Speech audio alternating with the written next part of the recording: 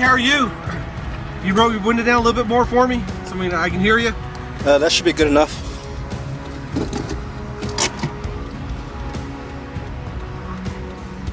You roll the window down just a little bit more, so I can hear you. I can hear you just fine. I can hear you because of all the traffic. I can hear you just fine. I'll speak up a little louder so you can hear me. Speak up a little bit for me. I'm Deputy Henny, Grace County Sheriff's Office. That's fine. Get your license, get your insurance with you. Yep. May I ask the reason for the nature of the stop? I will after you hand me your license and insurance. On a Texas roadway, a routine drive turned into a constitutional lesson when a deputy from the Grimes County Sheriff's Office initiated a traffic stop. The officer approached the vehicle and immediately requested that the driver lower his window further and hand over his license and insurance. The driver complied by displaying the documents against the window, but declined to physically hand them over, citing Texas law requiring motorists to exhibit identification rather than surrender it. From the outset, the tone suggested a subtle power struggle, one focused less on safety and more on control.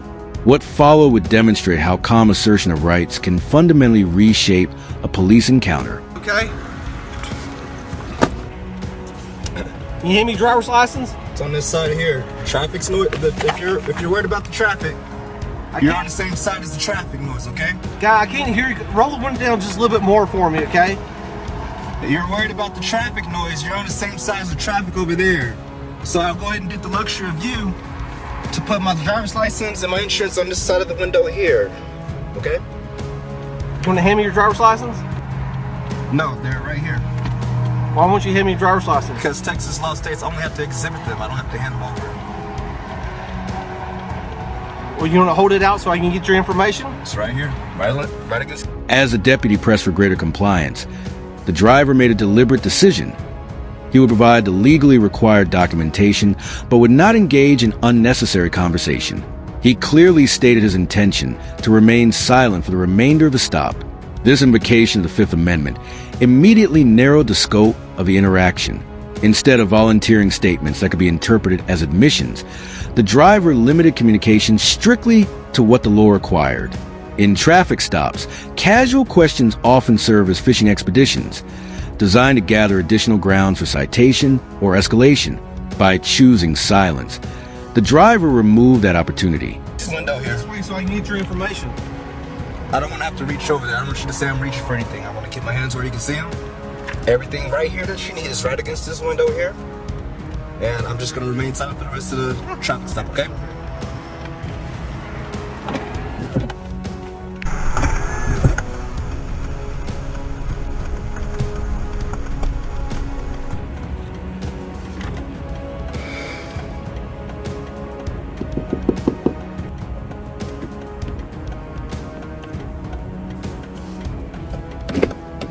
How can I help you? Hey, Mr. Turner, still live the same address on your license? I'm gonna remain silent. Say again? Gonna remain silent. The deputy then asked whether the driver still lived at the address listed on his license and offered to explain the reason for the stop. If the driver would engage, the motorist calmly reiterated that he was waiting for the explanation. After repeated back and forth about hearing through the partially lowered window, the deputy finally articulated the alleged violation, following another vehicle too closely. The explanation came only after multiple prompts, underscoring a common dynamic in traffic stops, where drivers must sometimes insist on clarity before meaningful dialogue occurs. You want me to tell you why you got pulled over? Or do you want to remain silent? I'm still waiting for the explanation. Can't hear you. Speak up for me, please. Still waiting for that explanation. One more time. Still waiting for that explanation. Hey, sir, I can't hear you. I can hear you just fine, so I'm pretty sure I can hear you. I can't hear you because of the traffic and you got this window rolled down like 3 inches. Yeah, sure. You can tell me why you pulled me over. Do you want to know what the reason? Yes, I'm still waiting. Okay. Hey, did you happen to see me sitting on the side of the road back there a couple miles? No, I'm just driving on the road. Hey, when you came by in the left-hand lane, but you're following the vehicle in front of you, about probably a car length and a half back. Were you aware that you're going that close? I have a dash cam right here. I can't hear you. I understand. I know how far. Rather than debating distances or speed estimates, the driver referenced his dash camera. When asked how close he'd been following or how fast he was traveling, his response remained consistent. "It's on my dash cam." By declining to speculate, he avoided giving subjective answers that might contradict recorded evidence. Officers frequently ask drivers to estimate speed or distance in hopes of eliciting an incriminating statement. The driver's restraint demonstrated an understanding that roadside discussions are rarely neutral. They are investigated by nature. I was away from the vehicle. How far were you? What's that? How far were you from the vehicle in front of you when you came by? I know how far away. I know how far away I was, and that's all I'm gonna say. How far were you then? I have it on my dash cam. That's all I'm saying. You what? I have it on my dash cam right here, which is recording. All right. And that's all I'm you're gonna aware say. that you're probably a car length and a half or so back from this person in front of you? I'm gonna say it's on my dash cam.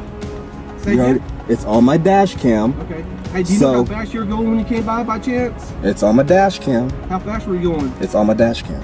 You don't know how fast you were going? It's on my dash cam. All right. Hey, when's the last time you got a ticket?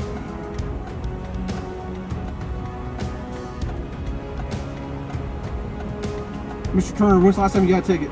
I'm remaining silent right now. Say again? I'm gonna remain silent. You're gonna remain silent? Okay. The questioning expanded beyond the alleged traffic infraction. The deputy inquired about prior tickets and general driving history. Again, the driver invoked his right to remain silent. These inquiries, unrelated to the immediate stop, illustrated how quickly a minor traffic matter can broaden into a character assessment. By staying composed and declining to answer, the driver maintained control over the scope of the encounter. Silence in this context was not defiance, it was strategy. Hey, I'll be right back with you, okay? Okay.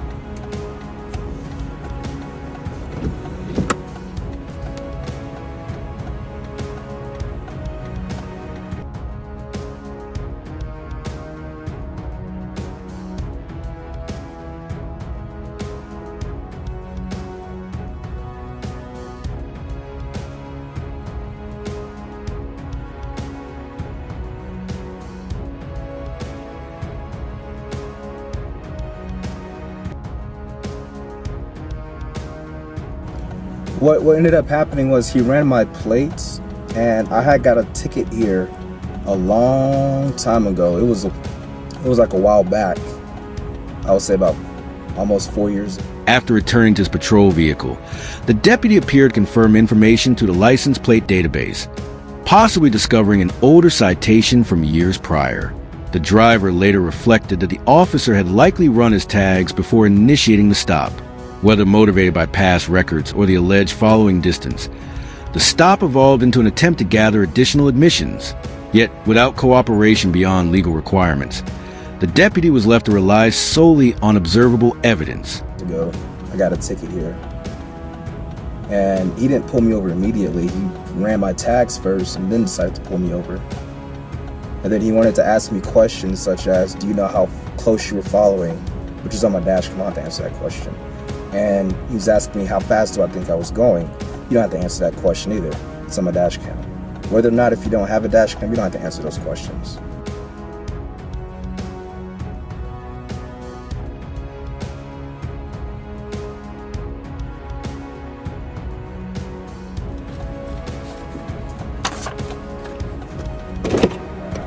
Hey, roll that window down a little bit more and I check that tint. All right, give me 1 second. Just a little bit more. Go ahead and put your camera up here, that's fine. Just do a couple more inches for me. A tint meter was then used to test the darkness of the vehicle's window. The reading registered within acceptable limits. Even during this inspection, the deputy continued asking residency questions and making small talk. The driver again invoked his Fifth Amendment rights. Each refusal was calm, direct, and legally grounded. By neither escalating emotionally nor conceding ground conversationally, he reinforced the principle that exercising constitutional protections need not be confrontational. Okay, there you go.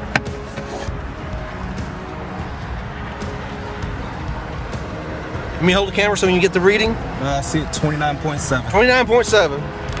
All right. So, you live up here now?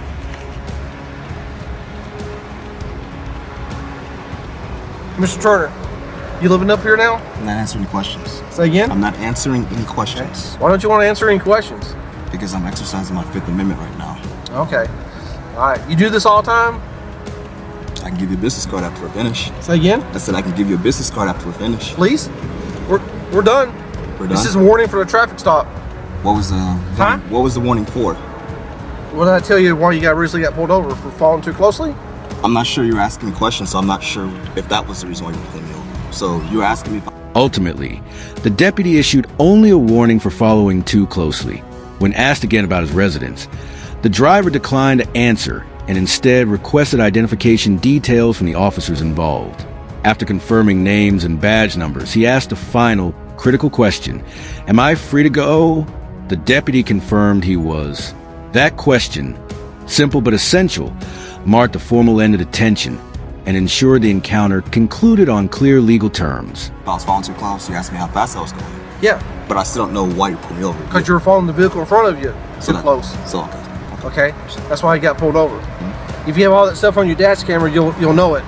Okay. Sure. So when you go back and look at it, you probably see my car parked on the side of the road. So you living up in this area now? I'm not gonna answer any questions. All right. You mind You if I got- get your business card or anything like I don't that? have any with me. Do you have a business card? I have one of yours. Yeah, sure. Yeah. Can I get your name and badge number? It's Hanning, number 18. And your name and badge number? Barker, 12.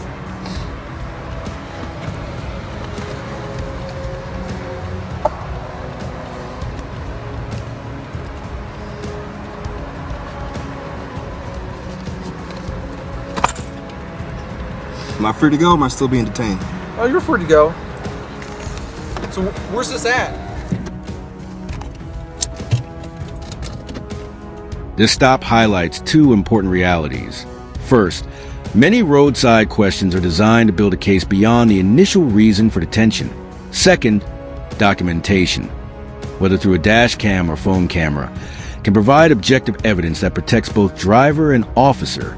By calmly asserting his rights, limiting statements, and requesting clarity, the driver transformed what could have become an escalating encounter into a brief warning. The lesson is straightforward. Understanding the law, remaining composed, and documenting interactions can make all the difference during a traffic stop.